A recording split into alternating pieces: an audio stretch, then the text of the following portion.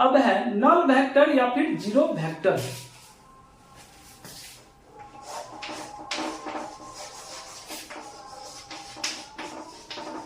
या फिर इसी को बोलते हैं जीरो वेक्टर।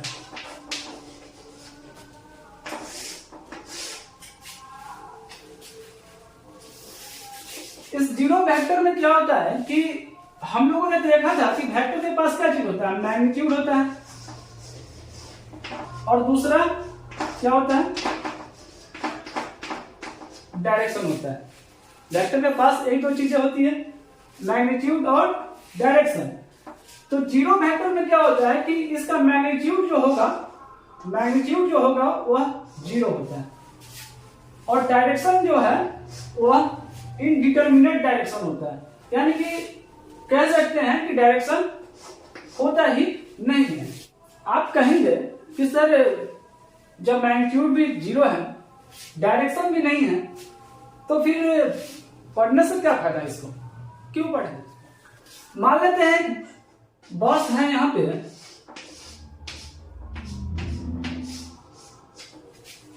और एक आदमी जो है इसको धकेल रहा है, किधर, इधर की ओर, इधर धकेल रहा है, और दूसरा आदमी जो है इसको इधर धकेल रहा है, ठीक है, और दोनों जो है सेम फोर्स से धकेल रहा है। मान लेते हैं कि अगर 100 न्यूटन मान लेते हैं, एक आदमी जो है वह 100 न्यूटन के फोर्स से इसको इधर की ओर धकेल रहा है, तो और ये आदमी भी जो है वो भी 100 न्यूटन के फोर्स से धकेल रहा है, ठीक है।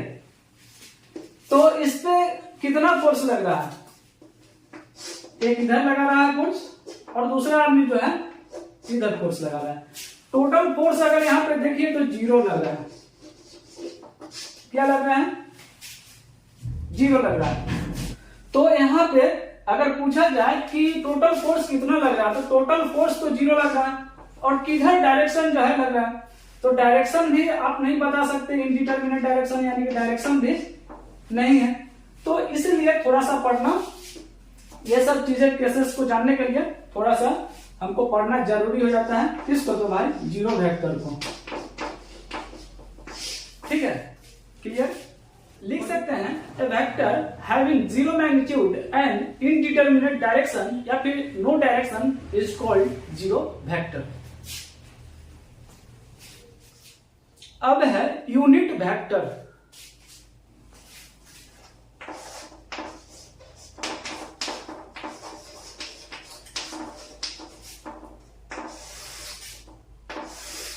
ये बहुत ही इंपॉर्टेंट है। फिर वही बात, वेक्टर के पास क्या होता है, मैग्नीट्यूड और डायरेक्शन। तो यूनिट वेक्टर में क्या होता है कि जिसका मैग्नीट्यूड 1 हो उसको हम लोग यूनिट वेक्टर बोलते हैं। यानी कि क्या होना चाहिए, इसका मैग्नीट्यूड 1 होना चाहिए, और डायरेक्शन तो जो होता है सो होता ही है, ठीक है। तो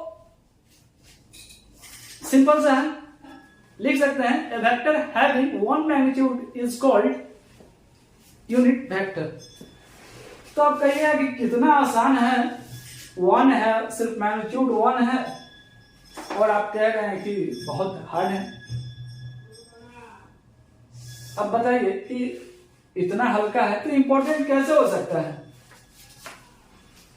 तो दोस्तों इसका यूज जो है डायरेक्शन के लिए किया जाता है। किस चीज के लिए किया जाता है, डायरेक्शन। और हम लोग जानते हैं कि वेक्टर में डायरेक्शन जो है बहुत ही इंपॉर्टेंट है, और हमेशा डायरेक्शन के लिए, इस डायरेक्शन के लिए यूनिट वेक्टर को यूज किया जाता है। अब मान लीजिए कोई वेक्टर ए है,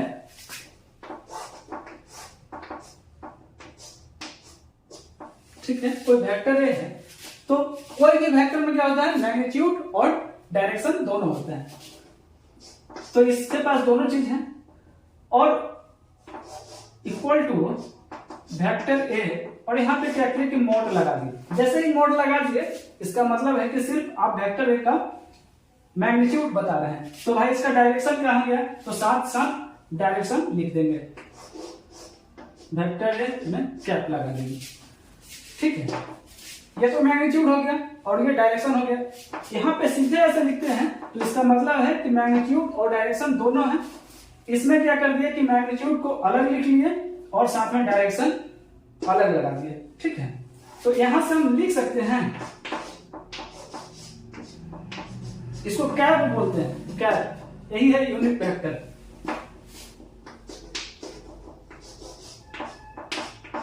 वेक्टर है,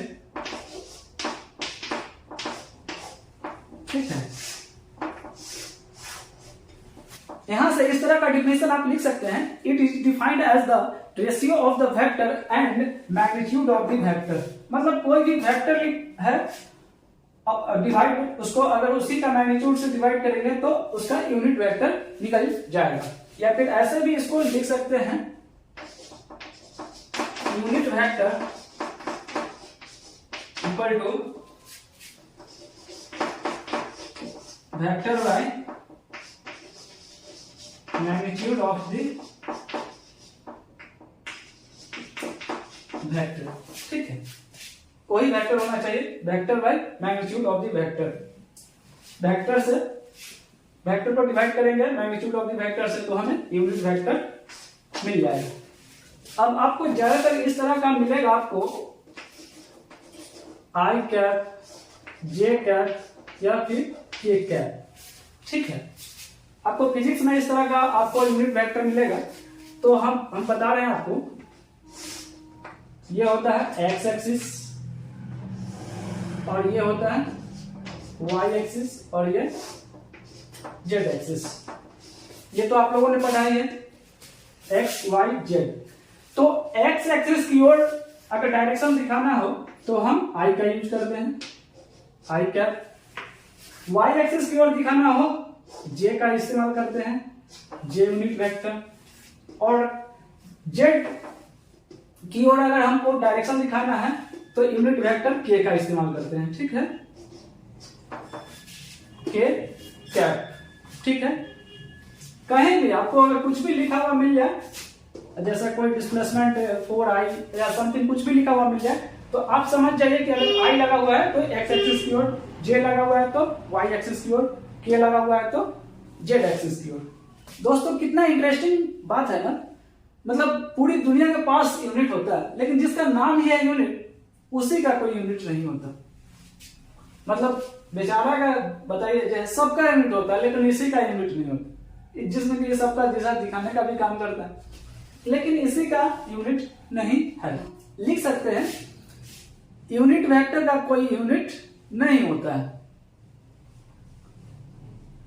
और आगे लिखिए, यूनिट वेक्टर का कोई डायमेंशन नहीं होता है।